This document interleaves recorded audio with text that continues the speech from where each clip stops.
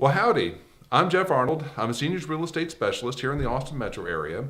I'm here to help with people, especially with seniors, in helping with them with the home buying process or home selling process. There's a lot of things to take into account outside of the real estate perspective when you're dealing with this, and want to actually introduce a topic today of what's the importance of doing pre-planning for funerals. And so with me today is a friend of mine, Elizabeth with Cook Walden Funeral Homes, and she's going to be talking about the considerations to take into account when looking at doing this pre-planning aspect. Thank you so much, Jeff, for having me and for the opportunity to talk to families about how important it is to pre-plan. I find that this job, my job as a community service counselor, is just the best gift that I could get, because I get to sit with families and help them reflect on their life and help them learn about what type of legacy that they would want to leave and how to not burden their families at that time. The fact is, we're all going to pass away, and we could pass away at any age, and so it's so important that we take the time to reflect on what our wishes are, and we take the time to communicate that with our families. There's really two sides of the coin to pre-planning. There's an emotional side and there's a financial side. Emotionally, it really puts your house in order. Nobody likes to talk about this, but it has to be discussed because it happens to all of us. And so instead of thinking that you're alone and that you're the only family discussing this, realize that everybody is sitting around their kitchen table having the same discussion with their families. And when you plan ahead, you no longer have to talk about it anymore. It's planned, it's done. You can put it on the shelf, and you don't have to think about it anymore. It's really a blessing. Financially, it's also, a smart decision because it locks the prices in at that time, and so they stop continuing to grow, just like everything. Gasoline continues to grow and it creeps up. Funerals do the same thing. And so your family will ultimately spend a lot less money when you pre-plan rather than when they are at need. Very interesting. And from my perspective, just tell you is that when my father passed away, we had it pre-planned as well, that he had an extended illness. So it was kind of not a surprise what was going to happen. And we had it all set up where we had him, we knew what his wishes were, we knew he wanted to be cremated, we knew there wasn't going to be a service, we knew what was going to happen with these types of things. And it made it much easier when we went into the process of doing that and handling that sort of thing. But I've also had friends of mine who have gone through the process that were not planned, was not set up. They're scattered around the country, and it's very emotional. It is, and there's really kind of 3 steps to pre-planning, and you can take any of these 3 steps as really beneficial to your family. Write your wishes down. Write down what you want and what you would like to be, how you'd like to be remembered. Discuss it with your family. Share that you have made these decisions, and ideally you would finance those decisions because it is a financial decision and you don't want to burden your family with that either. So if that's possible, it's important. It's also very difficult to close out somebody's life. Nobody realizes until they get to that point that life doesn't stop for your family. They still have to go back to work. They still have kids. The bills still keep coming. And so it's very difficult to just close out your life with banks, with the government, with pensions, with the VA. So what I do is I visit with families. I bring them a pre-planning guide, and I help them understand what is necessary, what information is necessary for their family, and write it all down in one book. It's in one place. That way when you pass away, your family just has to get the one book and say, oh, thank God, Mom had already done all this. I already have all this information. These are the people I need to contact. These are the banks I need to contact. They don't have to go digging through your things, digging through your filing cabinet. I know we all think that we're really good file keepers, but we're really not. It makes sense to us, but it doesn't necessarily make sense to our son or to our husband or to our wife. So it's just so important to understand all of the aspects of pre-planning, not just the aspect of what your funeral is going to look like, but what's going to help your family through the process after your funeral also. My funny story is, when my husband says, I'm the file keeper, and he thinks he's very organized, and I went to look in the filing cabinets thinking, well, what will I do on that day? And I'm thinking, wait a second, this isn't even in alphabetical order. Like, how am I gonna sort through this mess?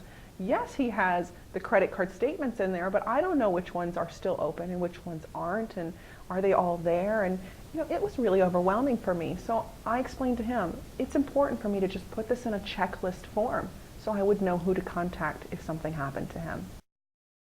That brings up another point I wanted to ask you about, was that part of the thing of working with you guys on making it more seamless for the families is, I'm sure, trying to make sure that like all the financial aspects of things are going, seamlessly interacted so that everybody knows where everything is.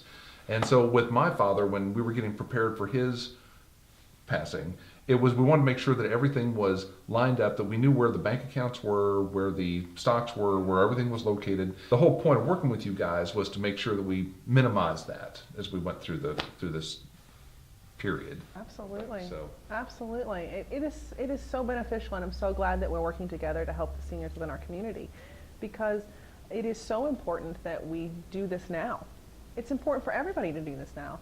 I mean, ideally we all think, well, I'm not ready for this. It's not going to happen to me. I hear that all the time. Oh, I'm not ready. Well, who's ready?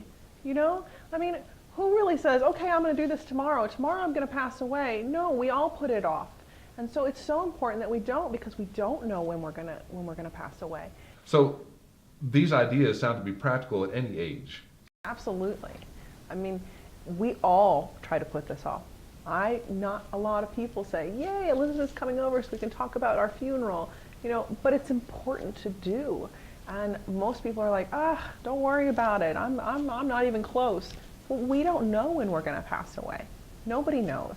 So it is so important that everybody puts these matters, into one place and communicates them with our family, because no matter at what age you pass away, it is going to affect those that love you and your friends and your family.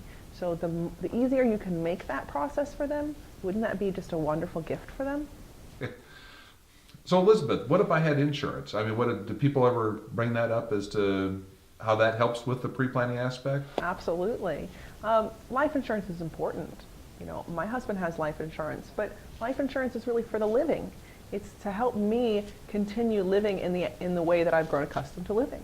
So some of the downfalls, I would say, in using life insurance for funeral planning is that, well, first of all, it doesn't actually plan the funeral. It doesn't actually nail down what it is that you wanted. And so that your family's still going to have to come in the funeral home and make all those decisions and spend 3 to 5 hours sitting in a conference room planning the funeral. Secondly is, we live a lot longer now. Medicine keeps us alive longer. And a lot of times we're ending up in communities where we need more assistance. And if you don't have the funding to pay for that very expensive assistance, then a lot of times you have to use the cash value from your life insurance and close out those life insurance accounts in order to pay, just to continue living. Well, then what happens to that money you were depending on to pay for your funeral? Also, a lot of insurances aren't assignable. And so when you walk into the funeral home and you have this life insurance policy, the funeral home will say, well, that's great, and that will pay you back. But ultimately your family is going to have to front that money to pay for your arrangements, which can be very hard for some families. So you have to take those things into consideration. I love to visit with families, look over their insurance policies, and just show them exactly how their policies will work for them or work against them.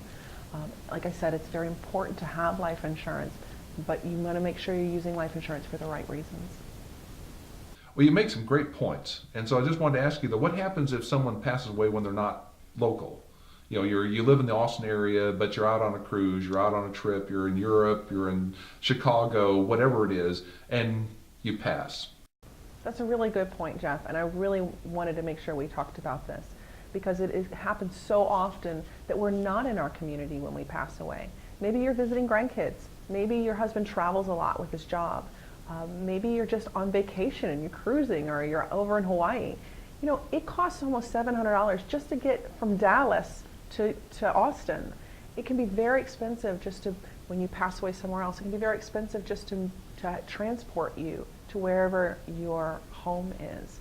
And so Cook Walden is part of the Dignity Network, and that is a funeral network of 2,200 funeral homes in North America.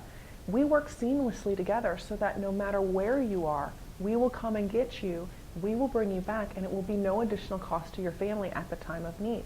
But that's only if you pre-plan, so you really have to think about those things. When you're pre-planning, make sure to ask your provider, what kind of arrangements will you make at that time? So you really have to consider that when pre-planning to make sure you're taking care of that as well.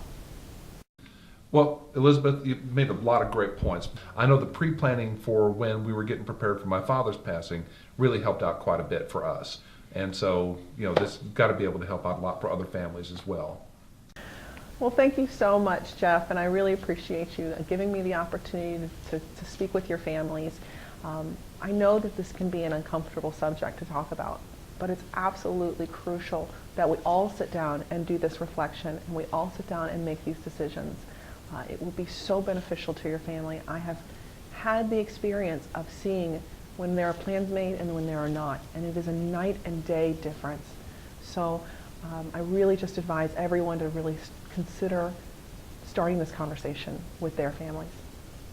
Well, thank you for joining us today. Really appreciate y'all taking the time to watch this video, and I very much appreciate Elizabeth Quintero from Cook Walden taking her time to come over and bring about her expertise on pre-planning and the benefits that can go with your families for doing this.